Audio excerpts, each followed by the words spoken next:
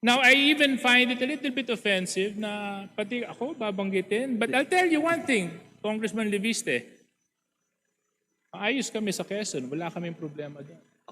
Ang In sinasabi fact, ko, kami mas nagkakasundo mababa at ang gastusin sa nagkakaisa. Quezon. Walang kalaban ka naman sa nakarang eleksyon di ba? Congressman Leviste, Mr. Speaker, I'm sorry. I'm supposed to be respecting Please our rules. address the Mr. Speaker, unfortunately, I do not abide by comments of the good congressman from Batangas. I think it's totally uncalled for and baseless.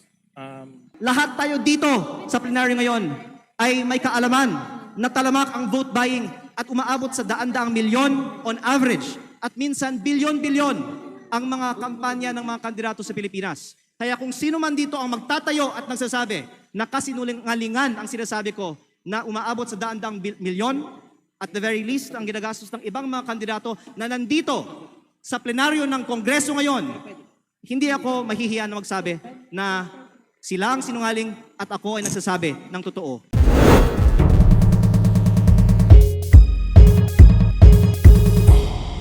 Honorable JJ, please respond. You were called out. Yeah, thank you very much, Mr. Speaker.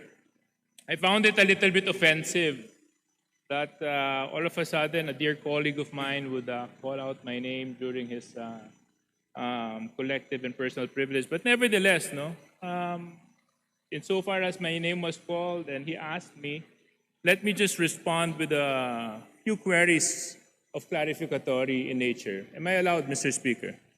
Please proceed.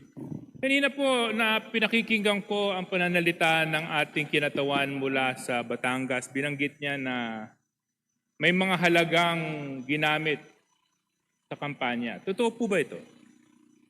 Opo, na ang mga leaders Meron sa po ba activist dito, tayong yes, ebidensya na magpapatunay?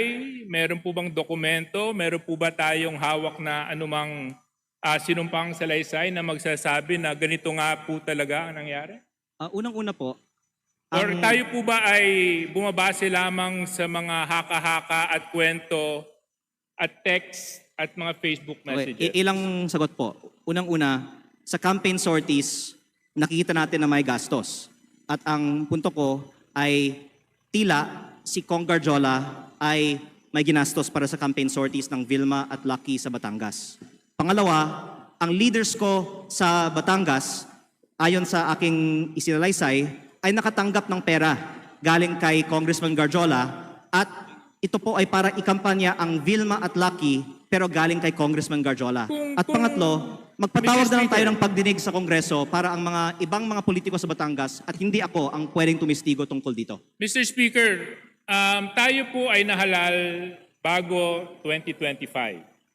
Taon po ngayon ay 2026. Kung talaga pong may mga ganong nangyari na maanomalya o questions of irregularities during the campaign, were the proper cases filed in COMELEC?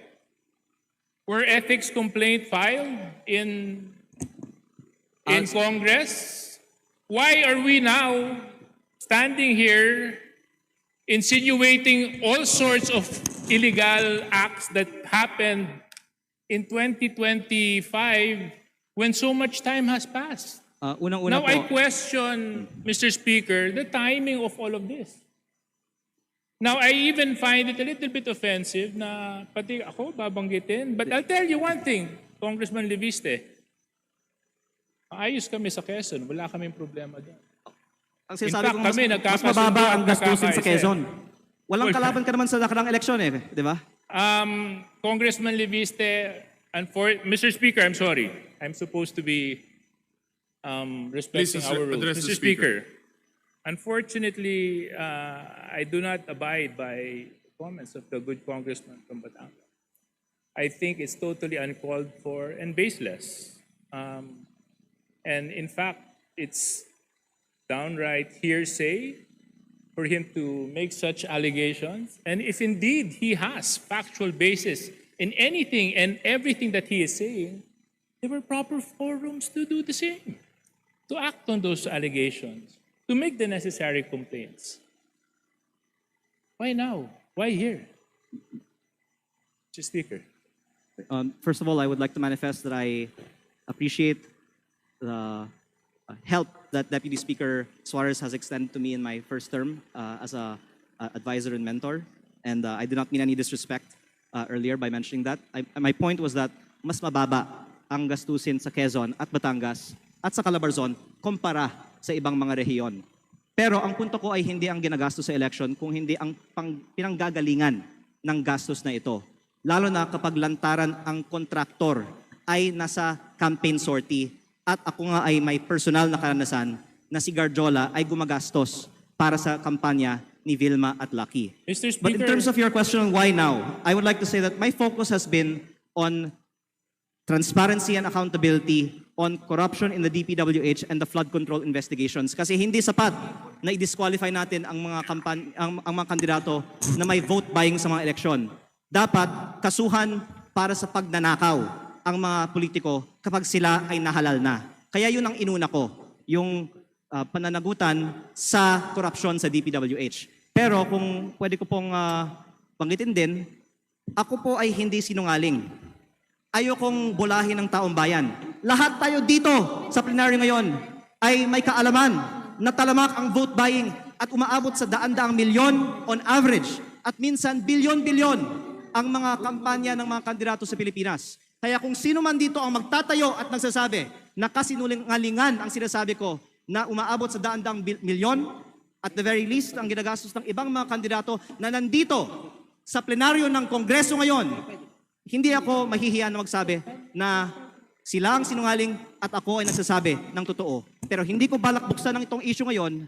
Ang binubuksang issue ko ngayon ay bakit ang kontraktor ang lantarang gumagastos para sa kandidato, meron bang kapalit ang ginastos ng kontraktor na ito?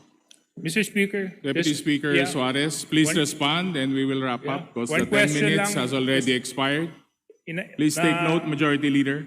My colleague from my neighboring province of Batangas was right when he said that mag-iba siguro yung probinsya namin. Gusto ko lang malaman dahil sinabi niya mas mataas ang gastusan. Magkano po bang ginastos mo sa election mo? Actually, nasa Facebook po, namimigay ako ng libreng school supplies, ng libreng bigas pag may kalamidad, ng Christmas package, lahat po yan, personal ko pong gastos pag walang eleksyon. Magkano po? Nasa Facebook po, lahat ng ginastos ko at inanunsyo ko naman na ako po ay nag-donate sa aking foundation ng 6 billion pesos para sa mga estudyante at mga typhoon victims. Para lang maintindihan ko, Mr. Speaker, kasi, di ba, sabi... Ako po ay hindi Magkano sisinungaling. ba gastos nyo? Dahil sinabi ko nga, sinagot ko na, ako ay may foundation na nag-donate ng...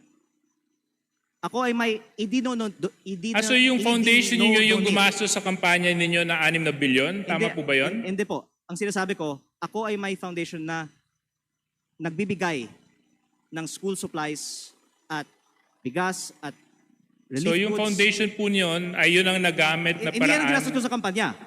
Kasi patuloy akong namimigay pa ng tulong After sa the aking campaign. distrito. Opo. Pero kaya ako po binubuksan ito ngayon kasi wala akong itinatago.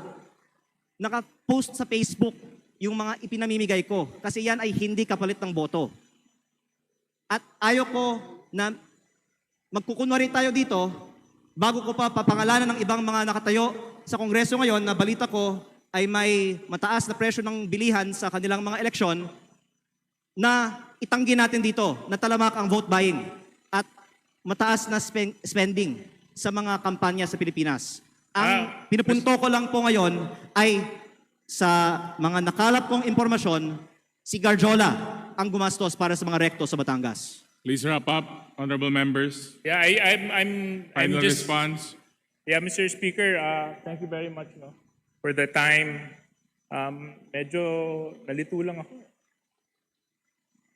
Parang ang dami na natin pinuntahan na topic, from vote buying to business associates, to all may oras sorts of naman tayo. partnerships, and to... Mr. Speaker, can we have like 2 hours for this interpellation? My point is, Mr. Speaker, is there was a proper venue, there was a proper opportunity to take the legal recourse to address whatever concerns and allegations the good congressman. He had all of this.